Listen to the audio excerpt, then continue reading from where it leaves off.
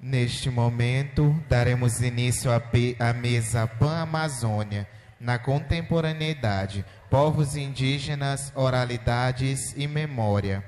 E para conduzir essa discussão, convidamos o professor doutor Arclay Bandeira, graduado em História pela Universidade Estadual do Maranhão, especializado em Educação Ambiental, mestrado em Arqueologia pela Universidade de São Paulo e doutorado em Arqueologia pela Universidade de São Paulo.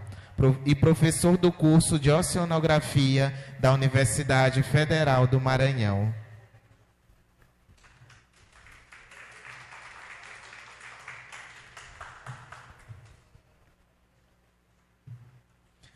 Convidamos para compor a mesa a professora doutora Ivânia Neves, graduada em licenciatura em Letras pela Universidade Federal do Pará, mestre em Antropologia pela Universidade Federal do Pará e doutora em Linguística na área de Análise do Discurso pela Unicamp.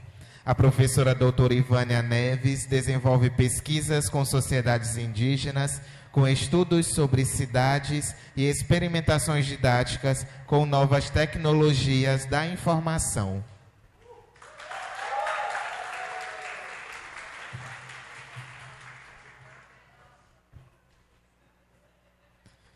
Convidamos também para compor a mesa a antropóloga especialista em povos amazônicos, a professora Luísa Elvira Belaúnde, da Universidade Nacional Maior de San Marcos, no Peru.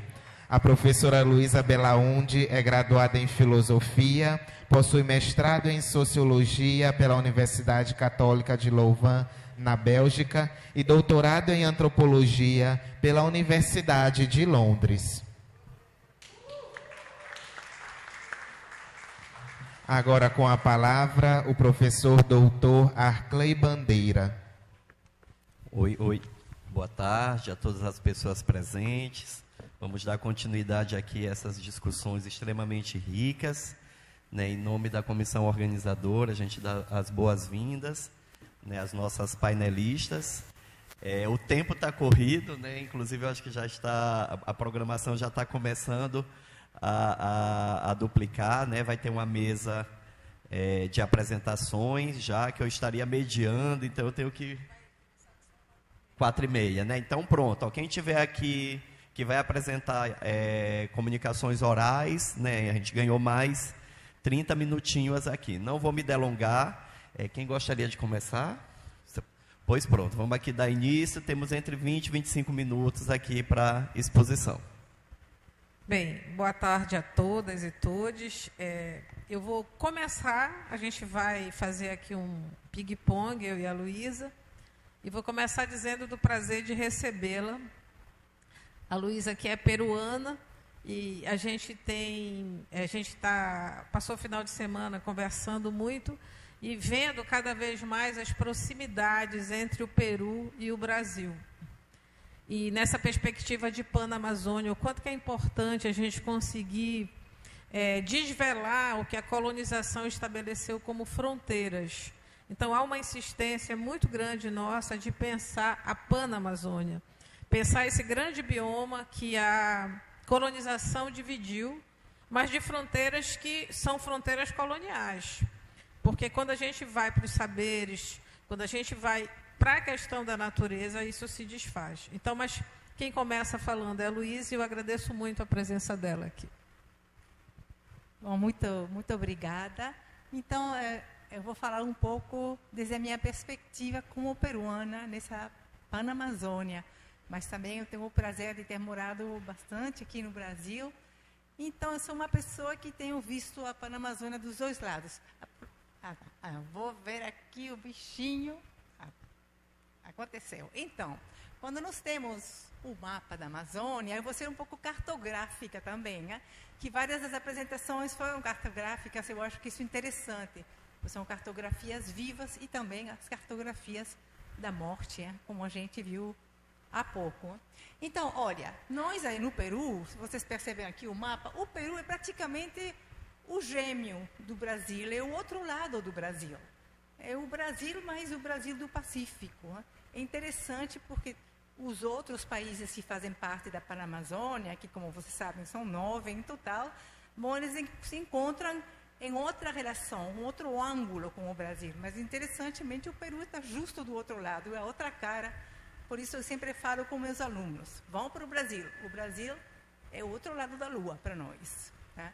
Não só por causa do português, mas porque quando a gente vai para o Brasil, a gente se coloca numa outra perspectiva e pode ver os dois lados, que é muito interessante. Então, como vocês sabem, uma dessas diferenças de estar de um lado ou do outro é o nome. Porque o Rio Amazonas, daqui do Brasil, ele começa na confluência entre o Rio Negro e o Rio Solimões, em Manaus. Mas isso é o que acontece quando você está parado no Brasil. Quando você está parado no Peru, a coisa é diferente. A nomeação é distinta. O nome Amazonas, ele começa a partir da confluência do rio Ucayali e do rio Maranhão, que se encontra na cidade de Nauta. Que, interessantemente, a palavra Nauta parece ser uma palavra ibérica de algo que tem a ver com navegação. Nauta, eu acho que em português também é assim. Mas, na verdade, Nauta é uma palavra cucama, quer dizer, uma palavra do Tupi. Porque os povos Tupi, que estavam na beira atlântica do Brasil, especialmente aqui, estamos em São Luís de Maranhão, que fazia parte da grande Maíri, até Belém, eles eram Tupi, Tupinambá. Interessantemente, esses povos Tupinambá migraram, poderíamos dizer, remontando o curso do rio Amazonas, Solimões, e foi assim como o nome de Nauta, que está no Peru e que para os peruanos, os colombianos, quer dizer, todos os que falamos espanhol hoje, é o ponto onde o nome Amazonas começa a ser utilizado. Então, essa é a primeira grande diferença. O que eu queria fazer agora é poder falar um pouco essa história, essa cartografia, que junta as cabeceiras à boca. Nós estamos aqui no Maranhão, que fazia parte do Grande Pará, Maranhão, que era toda essa região da boca desse grande rio. Então, eu quisera levar vocês, como os Tupinambá fizeram há vários séculos, remontar as águas do rio para chegar nas cabeceiras, para aprender, para ter consciência das cabeceiras e da boca. Né? Quando a gente está no Peru, na Colômbia, eu acho que a gente perde totalmente consciência da boca do rio Amazonas, da grande bacia. Mas eu acho que quando a gente está aqui no Brasil, perde consciência das cabeceiras. E eu acho que essas duas perdas de consciência têm sido muito graves, tanto nas nossas vidas, de quem somos nós, quanto nas nossas decisões políticas, econômicas. E, especialmente agora, para entender as grandes desgraças que estão acontecendo na Amazônia, como vimos nas apresentações anteriores. Então, vamos lá. Se vocês veem esse mapa, que é muito simples, mas ele mostra os grandes rios que fazem parte da bacia amazônica. E prestem atenção, o Peru, por alguma razão, coincidência talvez, é o lugar que reúne a maior quantidade de cabeceiras. Então, vamos pensar primeiro naquele ponto que é o ponto mais longínquo. Por muito tempo, quando o Samuel Fritz, que foi um dos primeiros geógrafos em cartografiar o grande rio Amazonas, no século XVII e XVIII, por muito tempo, Samuel Fritz e outros acharam que o ponto mais longínquo dessa grande bacia estava no que ele chamou o rio Maranhão, em espanhol, que, interessantemente, leva um nome muito semelhante a Maranhão. Continua sendo um pouco um mistério. Eu estive pesquisando aqui com a Ivânia. Será que é a mesma coisa ou não? Bom, parece que esse nome de Maranhão foi dado ao rio que, nessa época, quer dizer, há 3 séculos, era considerado a nascente do rio Amazonas. Foi dado por causa de um soldado que tinha percorrido todo o fluxo do rio e tinha chegado até a boca, em Belém e no Maranhão. Então, ele se chamava Maranhão, trouxeram esse nome e chamaram assim o rio Maranhão. Mas o interessante é que, vocês sabem, em 2010, houve uma grande expedição geográfica, chegaram, mediram tudo e foi demonstrado que o ponto mais longínquo, quer dizer, a cabeceira mais longínqua não é a cabeceira do Maranhão, é a cabeceira, na verdade, de um rio que se chama Apurímac. E é isso que vamos mostrar agora. Porque é muito interessante, parece que não é só coincidência, porque isso nos permite compreender o quanto a bacia da Amazônia está também interligada a um ponto que é o umbigo do mundo andino, ou pelo menos o umbigo do mundo andino para o Império dos Incas. Esse ponto do umbigo é Cusco. Então, vocês podem ver aí no mapa, tem um ponto vermelho que eu fiz. Aí a cabeceira do rio Apurímac. Quando ele é medido a partir do rio Apurímac, o rio Amazonas, ele tem 7.062 quilômetros. E ele é o rio mais comprido do mundo, também o mais caudaloso, o mais gigante, o todo mais. Tudo que é demais. Também o mais belo, tudo o que quiserem, né? Agora, esse rio Apurímac é muito interessante. Primeiro, não diz que nada, porque ele nasce a mais do que 5.000 metros de altura.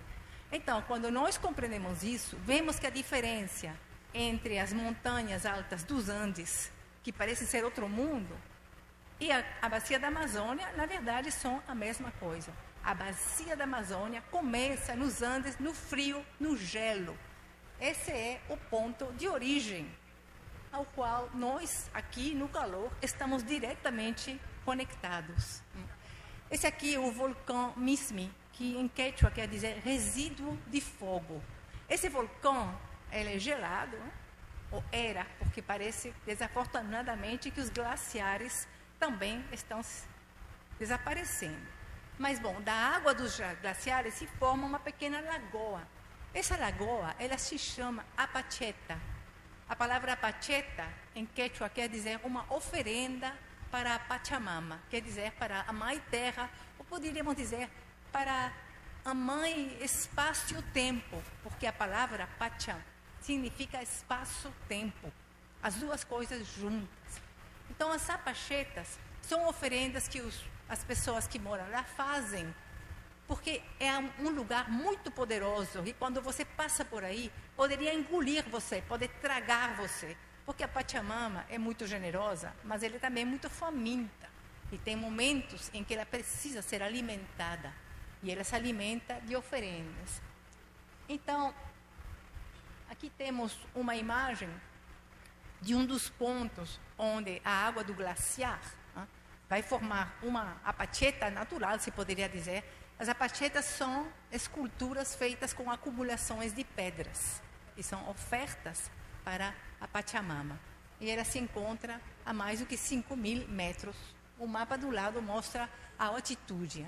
É importante ter isso em consideração. A bacia amazônica, ela começa no gelo, na altitude, no vulcão, né? E na oferenda a uma terra que é faminta e que precisa ser respeitada. E daí, aquelas primeiras fontes, elas se juntam em confluências e formam o rio Apurímac, que é o primeiro rio da bacia amazônica. Agora, é muito interessante também, o rio Apurímac, o que significa a palavra Apurímac em quichua? Apu quer dizer divindade da montanha, pode significar chefe também. Estou falando-se traduções gerais. Irimac significa falar. Então, ela é a divindade faladora. É interessante saber que o rio Amazonas começa falando. Ele é como um bebê, fala. Mas o que ele fala são oráculos. Esse rio Apurímac, ele era muito, como ele corria nas montanhas, ele criava muito sonido, muito som. E por isso, ele era o lugar privilegiado dos oráculos, na época dos impérios incaicos. Era a montanha dos oráculos. Agora voltemos ao mapa. Eu não sei se dá para ver bem. Então, o ponto vermelho é a nascente do rio Apurímac. E do lado eu fiz um outro ponto vermelho e você viu que eu sublinhei aí a palavra Cusco, que é o umbigo. a cidade de Cusco não é coincidência, ela se encontrava no meio entre o rio Apurímac e um outro rio muito importante que se chamava Vilcanota. O rio Vilcanota, Vilca quer dizer divindade, e Vilcanota poderia ter sido, seja, Vilcanhuta, que significa casa das divindades. Esse rio Vilcanota, não, era o segundo rio que estava. Então, o Cusco, o Umbrigo no meio, o Apurímac e o Vilcanota. Esse rio Vilcanota, ele vai se transformar no rio Urubamba, que é o rio do Vale Sagrado dos Incas. Para quem já foi em Cusco, ele sabe, esse Vale Sagrado é o lugar onde os Incas geravam todo o alimento para eles, especialmente o milho, mas era também onde eles geravam todo o tecido. Urubamba quer dizer a planície das aranhas. E por que as aranhas? Porque a aranha, dentro das narrativas, tanto incaicas quanto amazônicas, ensina as mulheres a tecelagem. Então, é muito interessante de pensar, eu acho, que esse grande rio Amazonas, ele nasce, por um lado, do rio Apurímac, que é o rio falador dos oráculos, e, por outro lado, desse rio das divindades, que vai virar o rio das aranhas, da tecelagem, do tecido. E assim quanto o tecido e as palavras se juntam em confluências, e assim vão formando-se os outros rios, como é o rio Ucayali.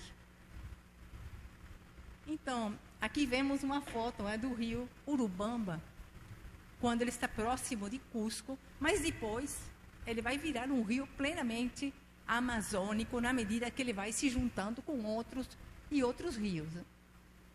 Então, quando é que nasce, ou para nós, do lado dos peruanos, quando é que aparece o rio Amazonas? Em Nauta. Aí é o grande ponto vermelho que eu botei.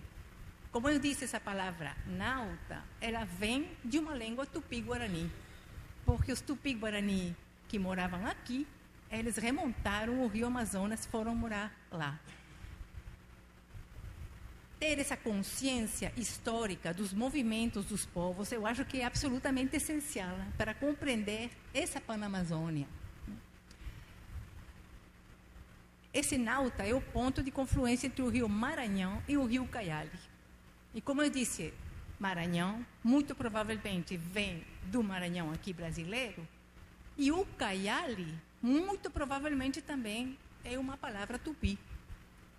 Então, vemos a presença dos povos tupi nesse lugar, que, do ponto de vista dos povos que falamos hoje espanhol, é o lugar de nascimento do grande rio Amazonas. Aqui uma foto desse lugar, Nauta ou Malta. A palavra Malta, na verdade, em Cocama, que é tupi, significa uma grande vasilha de barro, onde também se enterravam os mortos. Então, ter consciência das cabeceiras é ter consciência dos nomes que mudam com as línguas, é ter consciência das origens que vão para além das diferenças ecológicas. E, bom, como eu disse, o Peru tem essa coisa estranha, né? Que parece que muitas das cabeceiras estão agora dentro das fronteiras do país. Eu já falei do rio Apurímac, do rio Urubamba, que se juntam, formam um Ucayali, que se juntam na confluência com o Maranhão, formam o Amazonas e continuam. Mas realmente no Peru também nascem o rio Madeira. Se vocês veem no mapa, o rio Madeira, peguem o rio Madeira da boca no rio Amazonas, vão até a origem, vocês vão ver, parte das cabeceiras estão no Peru, outra parte na Bolívia. O rio Purus, que é um rio gigantesco, um pouco menos grande do que o Madeira, mas ele também gigante, ele também nasce no Peru. O rio Juruá, que é um rio enorme, também nasce no Peru. O rio Javari também nasce no Peru. Então, ter consciência dessas relações, eu acho, nos faz melhor compreender esses dois lados da Lua, o este e o oeste, enquanto tudo que acontece num ponto vai ter relação com o outro. Porque o rio, ele flui da montanha para o Atlântico. Mas, como vocês sabem, os peixes, assim como os tupinambá, eles remontam eles vão da boca para a montanha. E é muito interessante pensar que os Tupinambá, na procura da terra sem mais, eles foram procurando as cabeceiras do rio Amazonas. E foi assim como eles chegaram até o Ucayali e o Maranhão. Então, eu acho que a proposta que nós gostaríamos de desenvolver aqui com a Ivânia é uma proposta de um pensamento de bacia. E não só com o Peru, porque nós vemos também há, é claro, rios que se originam no Equador e na Colômbia e na Venezuela e dentro do Brasil, que fazem parte dessa enorme bacia. Mas, como eu disse, por coincidência, talvez, mas a grande maioria nascem no território atual do Peru, o que faz que a nossa colaboração é particularmente importante dentro do tecido. Mas, assim como o rio Apurímac, que é o rio dos oráculos, o rio falador, e o rio Urubamba, que é o rio da tecelagem, se juntam, tá? Eu acho que as palavras, a tecelagem, se juntam numa abordagem de bacia, que junta tudo numa grande tecelagem. Todos nós fazemos parte dessa tecelagem de rios, de palavras, de biomas, que fazem com que nós não podemos existir sem pensar na boca e nas cabeceiras e em todo o percurso. E para finalizar, eu queria dizer que se nós estamos procurando de uma abordagem teórica que seja adequada para pensar essa tecelagem de palavras, de rios, de bacias, de tudo, que seja a grande Panamazônia, eu acho que a inspiração que o Antônio Bispos deixou para todos nós, ele não é propriamente da bacia amazônica, ele é do Piauí, mas está provavelmente relacionado com um tecido, se relaciona com as últimas bordes do tecido. E como ele fala, a confluência, eu acho que é um conceito fundamental para pensar como as diferenças coexistem e se juntam para gerar coisas novas no caminho. E ele disse bem, a confluência é uma força que rende, que aumenta e que amplia. Bom, muito obrigada.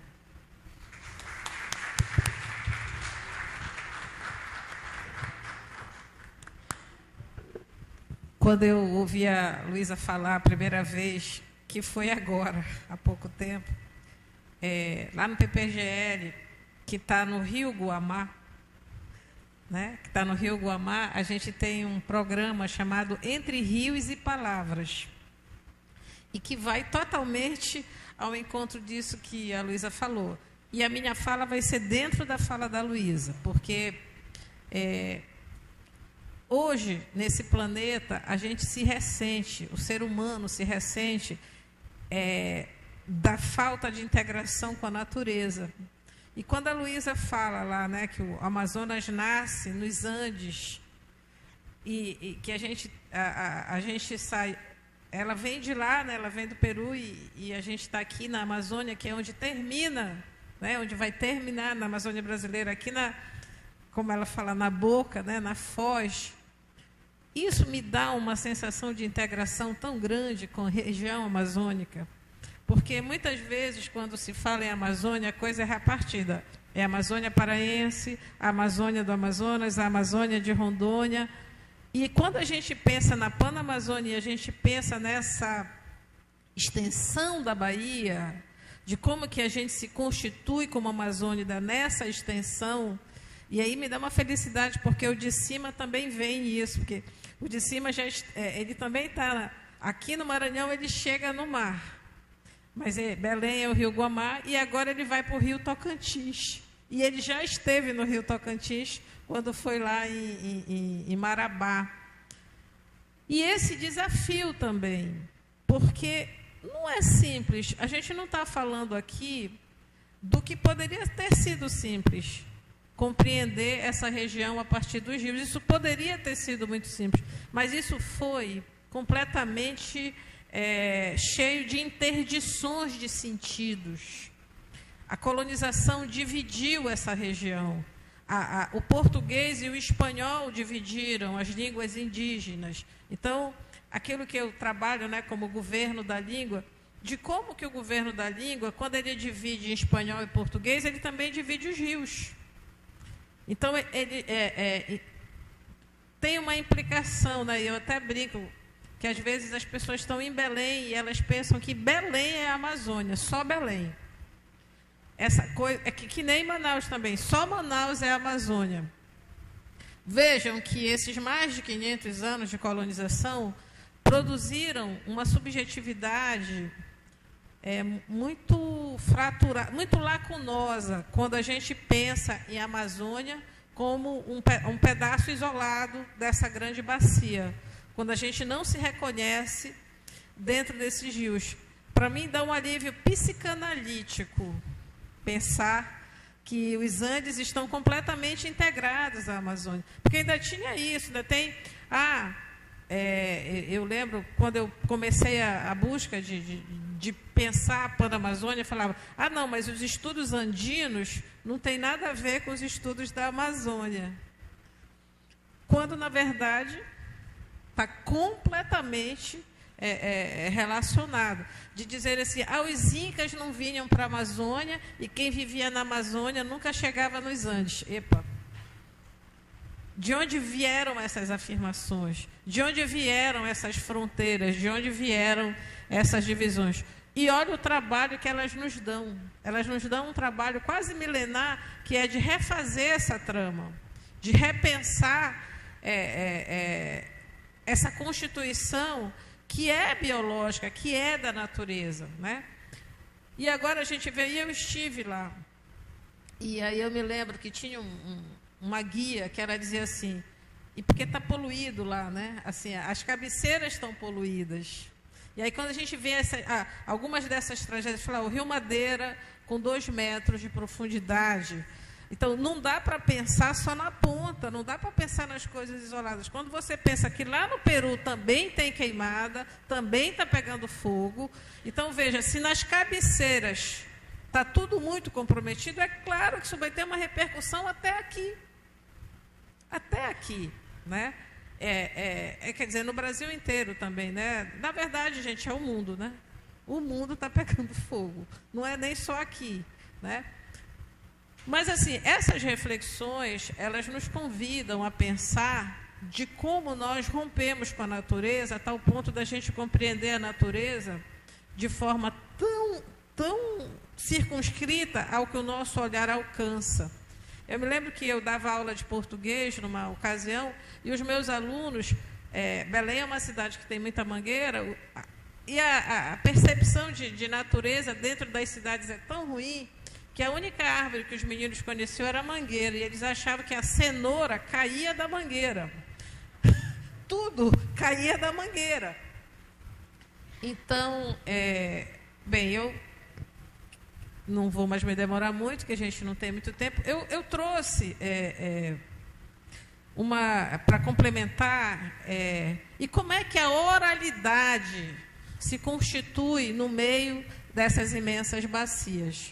Né? E como é que a oralidade que está nesses rios, que pluraliza, inclusive, o contemporâneo. Porque o contemporâneo, ele não é só o neoliberalismo. O contemporâneo não é só a alta tecnologia eletrônica. O contemporâneo também está na oralidade, e a gente, inclusive, precisa... pensar que a oralidade não é uma homogeneidade. Porque, às vezes, quando a gente fala em oralidade, parece que é uma coisa só. A oralidade tem vários gêneros.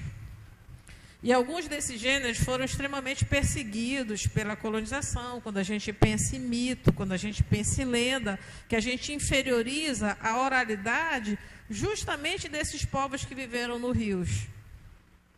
E aí, a oralidade, ela pluraliza o que é o contemporâneo e, sobretudo, ela nos mostra outras formas de vida. Porque essa vida capitalista, neoliberal, já está mais do que comprovado que ela não deu certo. Só que a humanidade não é só esse tipo de vida. Nós, seres humanos, não somos uma mesma espécie que produziu a mesma coisa. E muitos desses povos da oralidade, que somos nós, povos amazônicos, Eles têm outras formas de vida. E realmente eu vou só ficar no vídeo, nem vou entrar no mapa.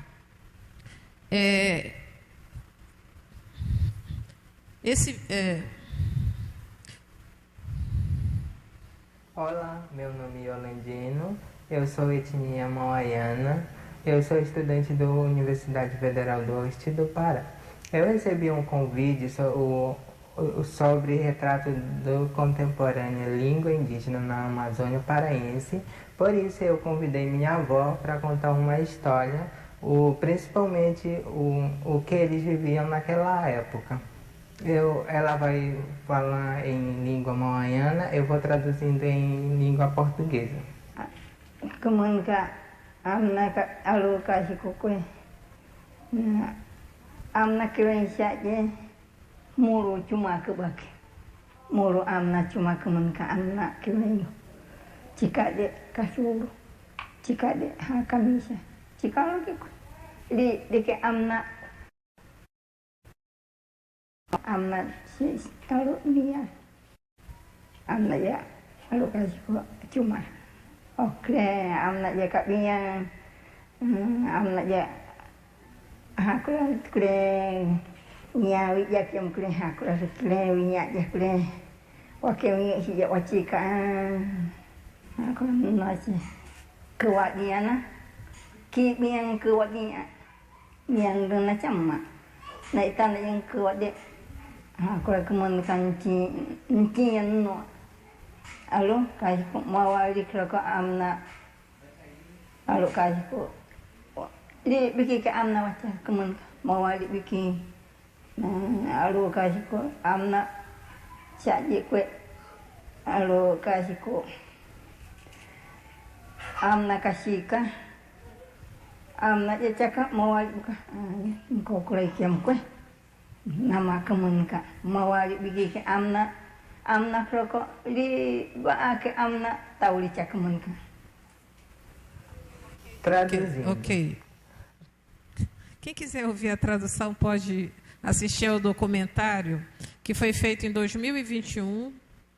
Ela, nesse momento, a gente acreditava que era a última falante da língua maiauana e isso me incomodava muito. Primeiro, chamá-la de falante. Para mim, ela é uma sujeita. Ela não é uma falante, ela é uma sujeita. Hoje a gente sabe que tem mais três pessoas que falam a língua. E o nome desse documentário é Entre Rios e Palavras. E ele tinha por objetivo fazer o registro de narrativas orais indígenas. E aí é interessante, por que o nome ficou Entre Rios e Palavras? Porque as sociedades indígenas se organizavam a partir dos rios. A palavra na Amazônia se organizou sempre a partir dos rios. Claro que isso vai mudar com a chegada do colonizador.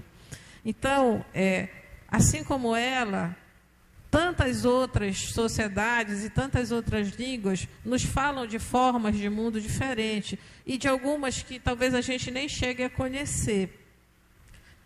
Então, eu vou terminar com ela, porque para mim ela significa muito nessa confluência dos rios. E aí, agora estamos aqui, eu e Luísa, nessa confluência, né? Ela é das cabeceiras e a gente é da Foz, né? E a palavra na Amazônia se estruturou até a chegada do colonizador a partir dos rios. Muito obrigada.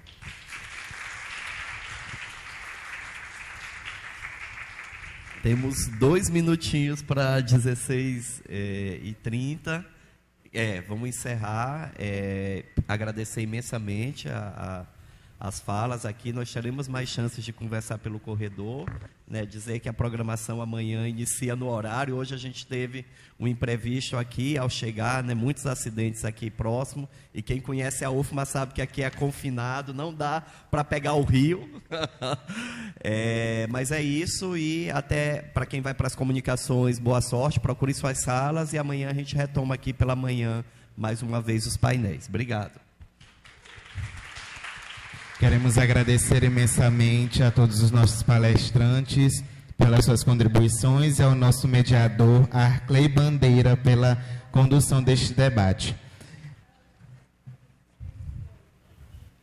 Amanhã, das 8 às 10 horas da manhã, ocorrerá um minicurso intitulado Focalteando as Margens, Discursos, Cidade e Sujeito, ministrado pela professora Regiane Bacauri e pelo professor Jefferson Campos, e esperamos que todos participem. Senhoras e senhores, chegamos ao final da nossa programação à tarde. Agradecemos a presença e a participação de todos até aqui. Amanhã teremos mais programação durante o dia, com minicursos, oficinas, palestras e debate. Muito obrigado e boa tarde a todos.